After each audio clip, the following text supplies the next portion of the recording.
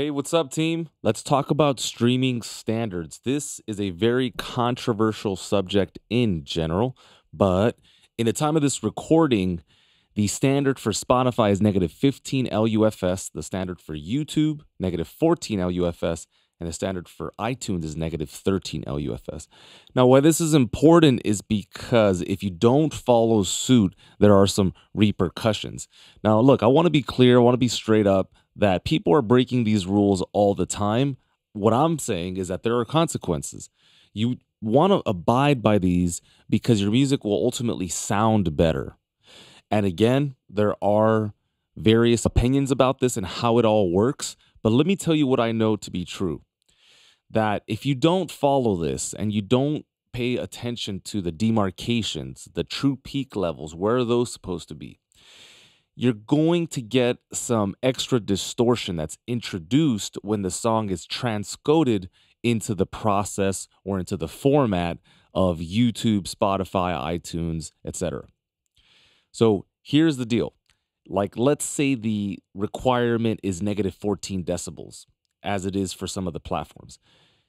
If you are louder than that, if your genre requires that you're louder than that, a good practice is to make sure that you stay below negative 2 decibel true peak. At the most, negative 1 decibel true peak. And why would you want to do this? To avoid distortion. This is because louder tracks are more susceptible to extra distortion, again, when they're transcoded. Does that make sense? So I want you to pay attention to the various levels, to the various streaming standards. Now, if you're somebody that doesn't upload to YouTube, then don't pay attention to that. But Spotify, again, negative 15, iTunes, negative 13. Now, this always brings up the question, hey, if I'm using DistroKid or any one of those services and they distribute one song, what do I do? Well, obviously, you would have to kind of meet somewhere in the middle in order to be able to pull this off. Okay, so look, you have to get your songs to sound just as good as anything that's on the radio when it comes to loudness.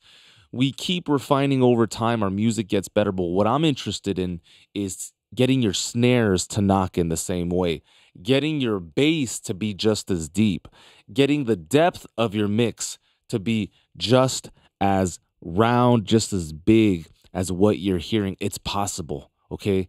I am here to tell you that it is most certainly possible. You just need the right information. You need to clock in your hours and you need to give it your all. And when you do that, I guarantee you that's when you will get your payoff. Okay. So go ahead and start taking notes, whether it's your journal that's close at hand, musical notes. If you have a system on your desktop where you have valuable information and, some various folders in your downloads or documents, you need these numbers at your side. So when you're writing something, when you're about to master, okay, for hip hop, it's really good to stay in between X, Y, and Z. If you're writing something like a Post Malone track or something, then you can use his numbers and his figures to go ahead and master your track. So please be aware of streaming standards. And again, I gave you an out, right? I gave you a little secret. If you go above, just keep your true peak levels below so that you don't get any extra distortion when your listeners are enjoying your tracks. All right, guys, streaming standards, very important. Go ahead and do the research. Again, write it down, and I will see you in the next video.